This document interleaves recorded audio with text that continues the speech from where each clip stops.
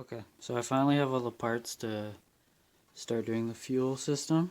I'm not going to show you kind of like how to take the whole fuel assembly out of the tank because there's probably a lot of videos on there on YouTube about it, but yeah, so for my setup I'm converting it all to like dash 6 AN lines. So you need some slightly more specialty items, but it's basically the same for like even if you're doing regular rubber lines. You need some sort of fitting that will go regular sending port to the front to the fuel rail, and then you'll need to drill a hole. This is a good spot because there's nothing kind of interfering on the other side, but anywhere that won't mess up this internal kind of housing underneath is good. You're gonna need something like a bulkhead fitting. This basically just has two, I think they're like nylon washers that will help seal, and then a nut on both ends. You just gotta drill a hole and put this in. But I will show you guys kind of step through as I go along and show you a bit more. This first half of this video will kind of just show you how to swap the pump, and that will be useful for anyone who is swapping their stock size fuel pump or upgrading a stock size fuel pump in RSX or an EP3. Might be a couple other chassis, maybe the SI uses a similar sending unit, so that might work as well. But yeah, the first kind of part of this video is useful for anyone swapping their pump, and then the second half will just kind of go into what I'm doing. Because of the turbo setup, I have to get a different fuel pressure regulator, something that has a boost reference, and I'm obviously converting to AN lines, so I'll show you that process as well, going to a slightly bigger volume fuel rail, and all that. So first thing you want to do really is, just for me, I want to get the float for the gas level out of the way. I don't want to damage it while I'm accessing the pump. It's pretty easy. All you have to do, there's one connector, and then the whole unit can actually just pop right out. So these little clips are normally hooked over the top right here on both sides, and then these lines are tucked under this little clip, like how that other cable is, and then there's another part back there, but basically you just disconnect this connector. It's already loose, I loosened it, but disconnect this connector, pull the lines out from under there, and then this whole unit can just pull right up. So I'll be back once that's off. Okay, so next, after you get that level off, you don't have to, but I wanted it out of the way so that I couldn't damage it while I was working on it. Basically there's a couple clips that go all around, so there's like one here, one around there on the opposite side, and then right here, and then these two kind of posts on both sides you have to disconnect. So once you do that, the whole assembly basically can come apart.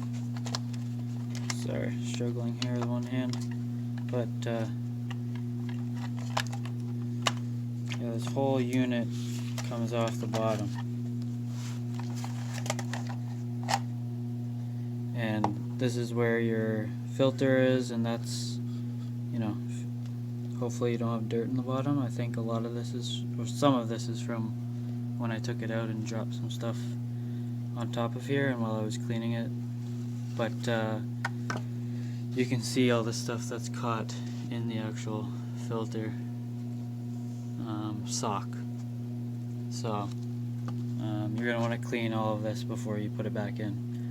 But now that that's out of the way, you can take out this little cage that actually holds the pump itself, and if you're using like a stock size replacement one, it should fit. You might need to use like a zip tie or something to like squeeze this together just to keep it on if it's a little bit longer.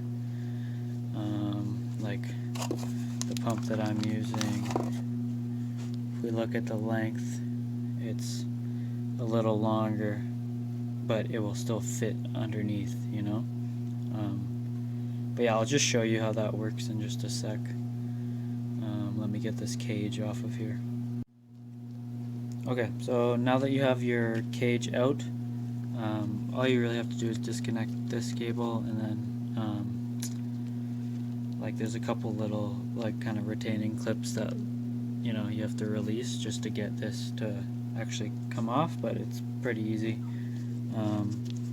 There's this little kind of retaining clip that goes on the end right there of the fuel pump that just holds this filler neck on. I'd say try to save this, like try not to damage it when you take it off, because like just in case you have to reuse it, or if your kit doesn't come with one or something like that, just try to be careful. But there's 3 little clips that go all the way around, basically holding it on. Once you get those off, the whole unit comes apart. I'm probably going to reuse the stock filter just because it's a pretty high, like I'm going to clean it obviously, but it's a pretty high volume like filter stock versus the one that comes with it that's like very small and would sit like this and might not fit in the actual cage or in the like lower section of the pump housing. So I'm probably just going to use this stock one. But yeah, at this point you can basically just pop your there's, you know, that's where your pump puts the fuel, like up into the rail. That's the sending port. So I think there's like a little O-ring inside. I just have to pry it off, but once you get that off, your stock one will slide back in, but I'll show you that once I get this apart. Just give me one sec. Okay, so you just have to pull the pump out. You know, there's no clips or anything holding it on. It's basically just this O-ring that's in here that seals the end of the pump into this unit. So obviously save that O-ring, save this little piece that goes on the end, and now you can see side by side the size difference. The diameter of it is the same, but you know, significantly longer. You know, about like 20 mils or so longer on the back end. But if you look from this side, the spacing and these points are basically in the same spot. So this style will basically plug and play. It'll just be a little longer inside the bottom of that housing there. I'll show you what it ends up looking like when I have this pump back in this cage with the stock filter and everything. You can see why like I might not use this one. It's pretty small in comparison. Like I'm sure it'll get the job done, but having the factory one that fills up that whole bottom end, I think might be a little bit better. So yeah, just one sec, I'll show you how it turns out. Okay, so I ended up having to use this filter stock that came with the AEM fuel pump. The stock inlet was slightly bigger, so this one kind of just wiggled around on there and it wasn't as tight of a seal. So this one's a better seal, so I'm just going to use this one. I'm sure it works because that's the one that was sent with the pump, so no worries there. Kind of janky because the clips wouldn't fit on, but basically just zip ties are holding this forward now. But yeah, I just instead of using the factory little kind of hook part that hooks up into there, I'm gonna have to just use another zip tie, which is no big deal. No one's ever gonna see this really. I'm the only one who's gonna know it's here, and you guys, I guess. But now I'm gonna drill the hole for the return line, which will go right here on this little nub area. And yeah, I'll come back when this is attached with the connector and put back kind of in its housing with that new fitting on top.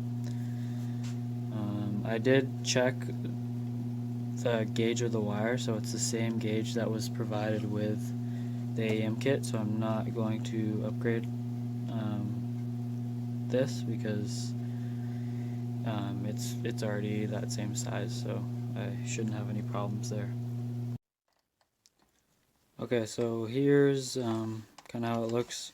It's back in the cage, doesn't really look much different in that sense. This is the stock like fuel pressure regulator, or the valve that releases the excess pressure. This line normally connects to here, and then once it senses that pressure, it'll release more out back into the bottom of the where the fuel pump is. But if you're going turbo or doing anything like that, you're gonna be running your own fuel pressure regulator anyway. So basically, you just want to cap off the that port that goes into that stock one. I don't have a clamp here yet, but I'm gonna put one on.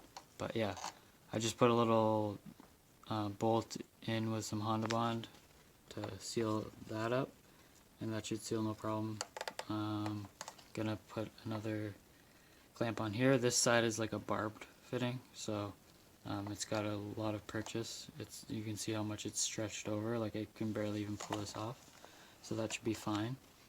Another thing I wanted to kind of go over, there's a lot of people who have starvation issues, like at quarter tank or even above, sometimes from half tank sometimes, with a return setup on like higher boost levels. Obviously people pushing higher horsepower, but I think what people are forgetting to do is, so this is my return and the fitting comes right from here, and what you want is that return to go right back into here where your fuel filter or that screen is kind of situated, because that way you need less fuel to come back into the return before it sees the pump again, so it'll be almost a continuous circle.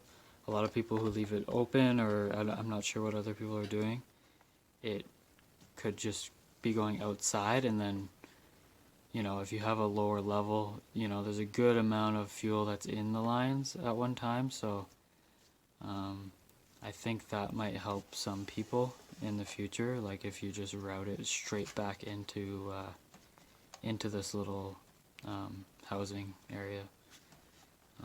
Yeah, so as far as the fittings go on top, like I'm switching to AN line, so that's my bulkhead fitting there. As far as the EFI, like the regular one to AN, all you really need is a fitting like this. So this guy has, you can see the two little O-rings in there, and this part actually just slides right on there, and if I get it nice and tight, just slides right on, and you can feel how tight the seal is. And then this piece, the inside of there is threaded, so you just, you basically just slide this on here and thread it in, and that tightens up and makes your seal for the the sending part of the fuel system. So that's going to look something like that. Then I'm going to have my feed line coming right off here. Sorry. So it's going to look something like that, with the line obviously going up to the rail. And then after the rail, I'll have my fuel pressure regulator, and it will feed back into this AN line, which will then connect right here. So let me just kind of thread this on. Yeah, so that's kind of what you end up with. Once I finish that routing back into here and put that clamp on, this whole unit basically is ready to drop into the gas tank again. And yeah. Okay, so I have the sending unit back in the car. The AN ports are just covered by like part of a glove just to keep dust out of them. And the lines are almost all done. So have my high volume fuel rail here. Got the fuel pressure gauge. This is my return line that goes down and feeds to my fuel pressure regulator, and then the feed line, I haven't actually run it back yet, but this is the feed line. Comes around here, both lines kind of tuck in back there and then come around and go to the rail. So basically, feed comes from the fuel pump, comes in, fills the rail, then I can see the pressure at the rail, and then this returns everything back to the fuel pressure regulator. And then the regulator, I haven't made that line yet, still have to cut and put the fittings on, but I will make that. I'm gonna make another video and show you how to actually connect the fittings, but for now I have the feed line and everything to the regulator is done. But yeah, that's basically my setup and what I'm doing. I'm actually running it down. There's a little shroud back there, and there's a little gap, and the fuel lines are going to go under there because it's protected pretty well, and that's where the stock lines come from. I'll show you also, I relocated the wiring harness to go down out of the way and heat wrapped it a little bit. The coolant lines, there was a little port that came off of this coolant housing, and I routed that so it goes lower. This is the stock line for the fuel. I'm going to take that out, and this is just a vacuum line. So if you imagine this whole space is open, the downpipe, the turbo, back side of the turbo is going to be here, so the downpipe is going to go straight down there, and you can actually see the flange for the exhaust right there. So it's going to be a pretty decent setup. These are just my coolant ports for the turbo, and yeah, so that's basically it for this video. I hope you enjoyed it. Please like, comment, subscribe if you want to see more, and have a good day.